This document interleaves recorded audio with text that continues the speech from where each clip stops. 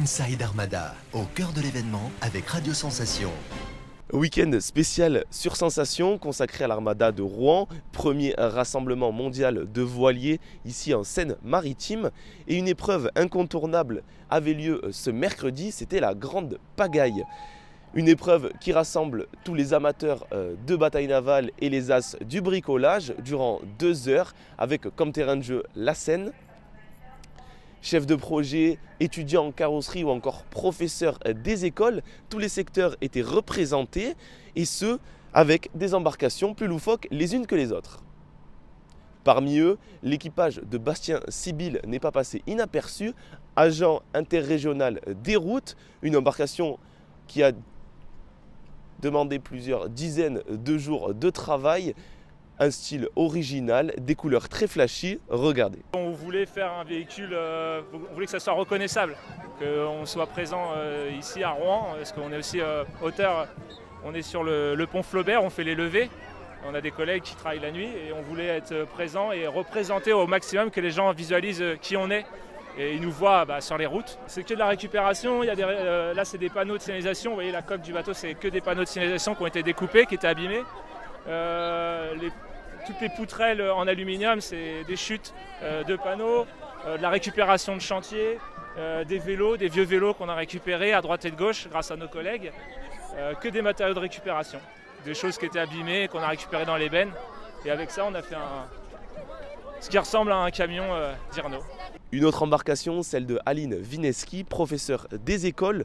Le but était un projet commun avec les élèves pour que tout le monde puisse y participer, supervisé par les professeurs. Principalement créé avec des matériaux de récupération comme du bois et des bidons, le bateau aura tout de même résisté aux assauts des moussaillons ennemis. C'est la première fois que l'institution participe et c'était vraiment un travail d'équipe avec tous les membres du personnel, enseignants, non enseignants, les élèves, un vrai travail d'équipe du début à la fin, c'était vraiment très intéressant. Notre embarcation a été conçue par nos élèves, voilà, donc c'était leurs idées qui ont ensuite été validées par les professeurs de physique-chimie et des gens et notre service technique qui s'y connaissaient un peu mieux que les élèves afin de la mettre en place et puis on a essayé de faire au plus simple. Et avec juste une voile en fait qui avait été signée par tous les élèves d'établissement. La métropole de Rouen-Normandie était également de la partie avec une embarcation comme thème d'un dragon, un petit clin d'œil géographique à la forme de la région. Plusieurs mois de travaux ont été nécessaires pour réaliser une embarcation digne d'un bateau viking de l'époque. Des matériaux de récupération ont été utilisés, récupérés par les différents services de la métropole.